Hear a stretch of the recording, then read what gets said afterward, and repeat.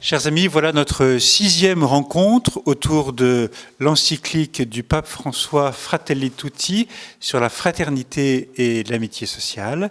Nous allons aujourd'hui ouvrir le chapitre numéro 4.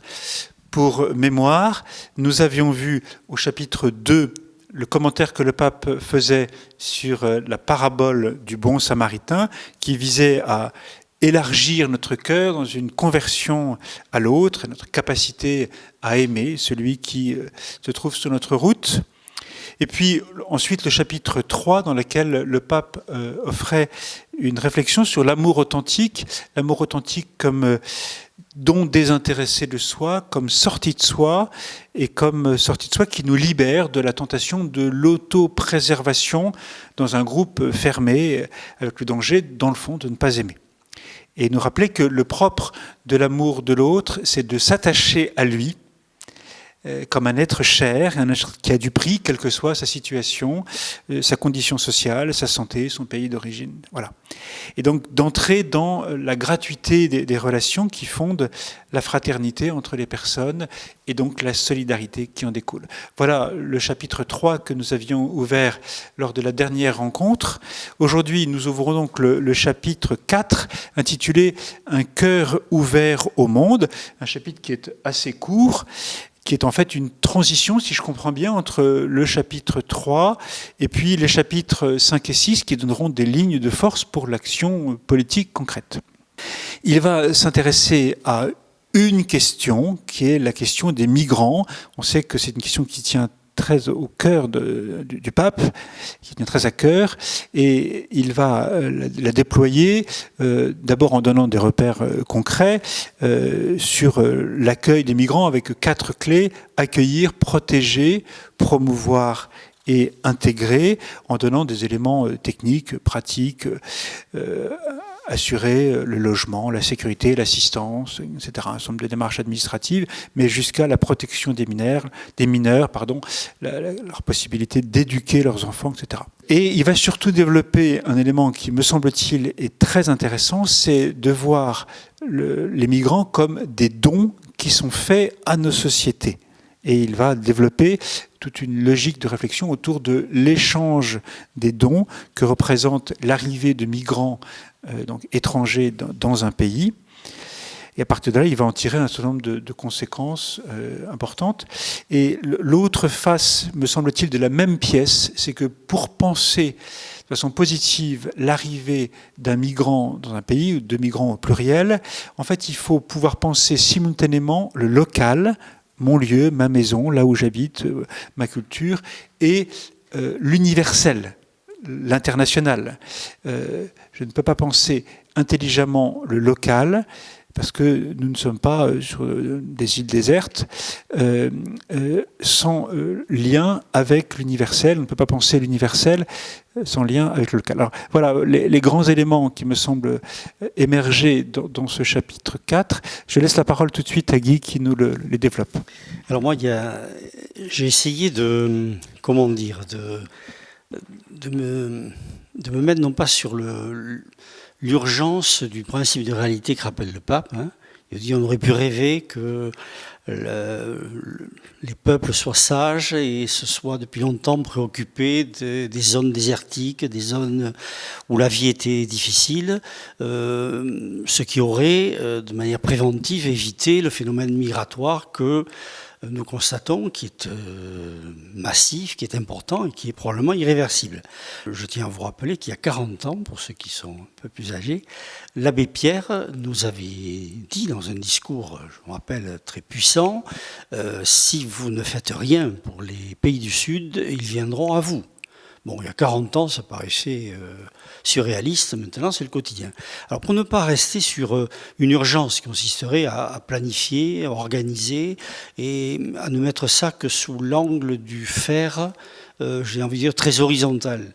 Il me semble que le pape, là, dans l'encyclique, sur 2 points essentiels, et puis moi j'en ai rajouté un 3e, comme ça, qui m'est venu, mais sur 2 points essentiels, situe notre action non pas d'une manière urgente, on part à une catastrophe, mais fondée dans ce que le chrétien peut lire d'une réalité comme celle-ci.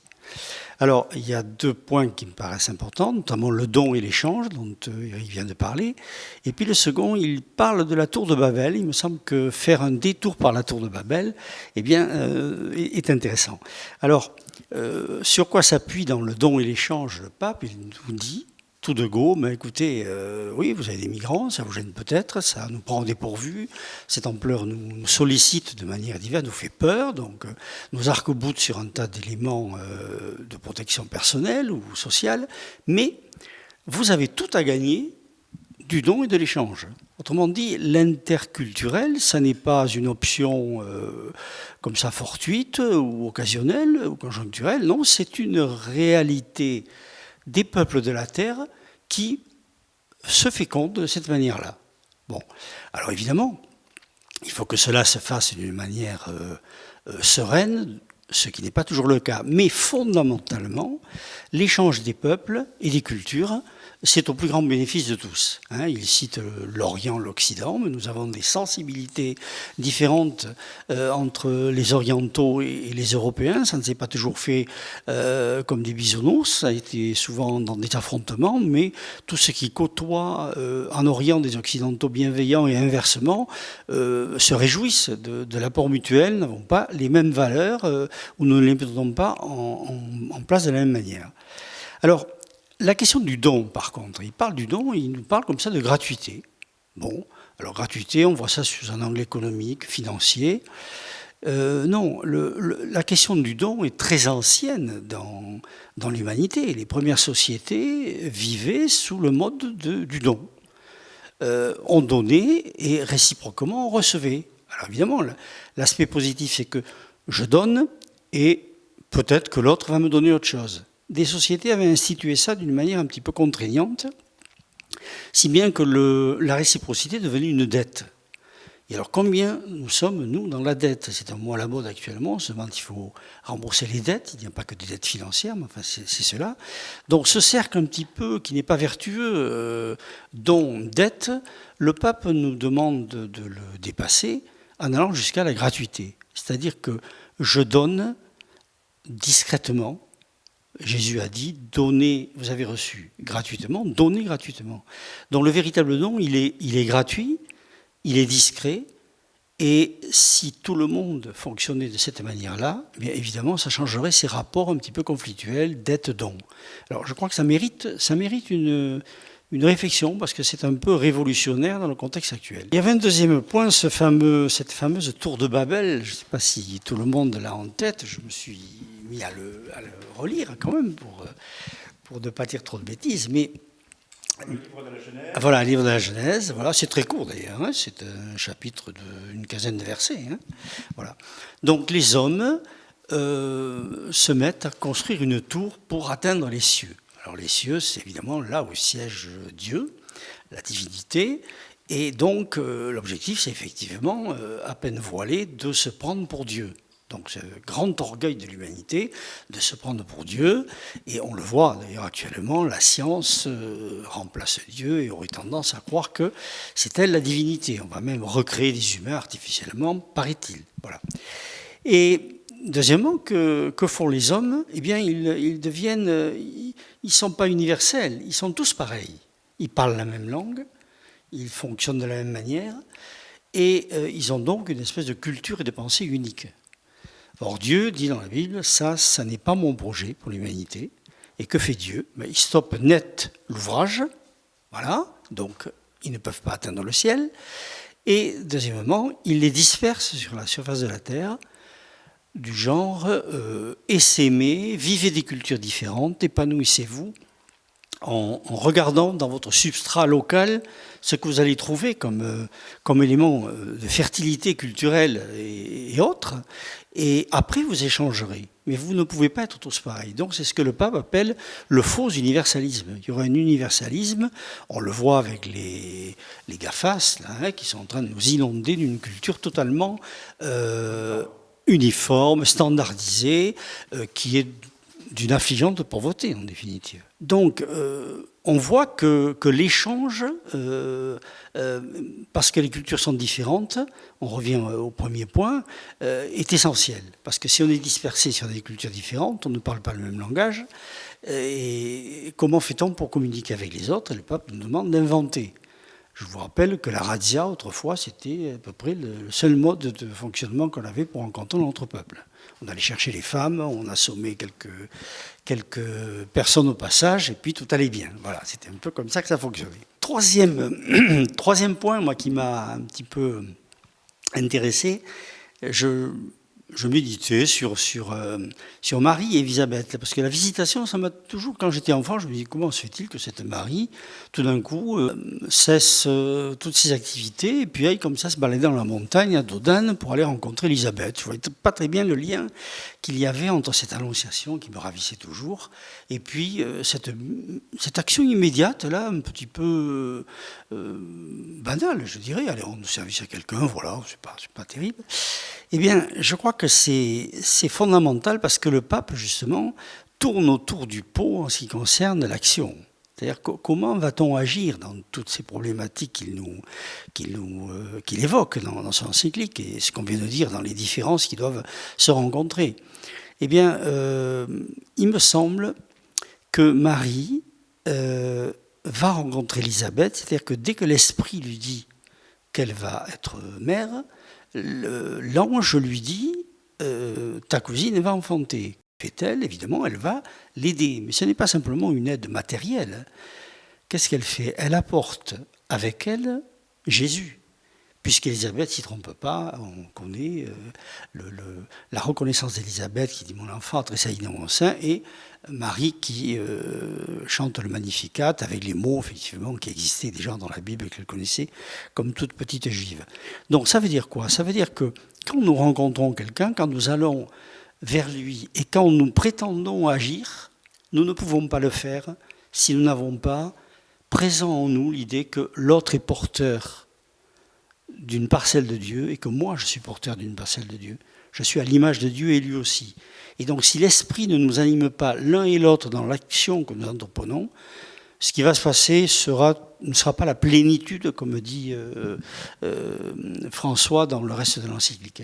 Donc il me semblait que cette image, autrement dit les modèles de Jésus et de Marie, sont les modèles pour le pape de toute attitude et de toute action que l'on doit mener. Voilà. Quelle était un peu ma réflexion. Merci Guy. Moi, je voudrais rajouter quelques petits éléments sur la question du rapport entre l'universel et le local.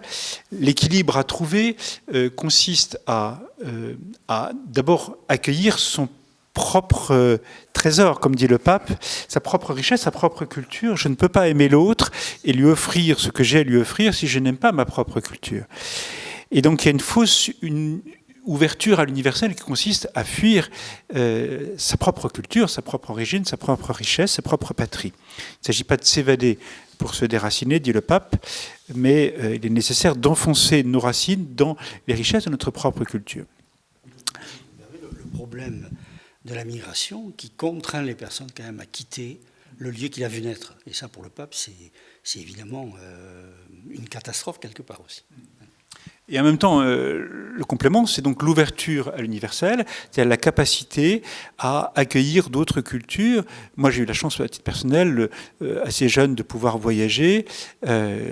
J'avais 14 ans quand j'ai pris mon premier train tout seul pour aller à l'étranger, en Angleterre. Je ne suis pas sûr qu'aujourd'hui on enverrait un adolescent tout seul par le train, le bateau en Angleterre.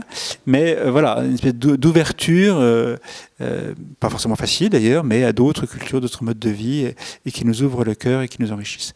Voilà, alors du coup, je propose quelques questions très pratiques pour pouvoir avancer dans un chemin de conversion les uns et les autres.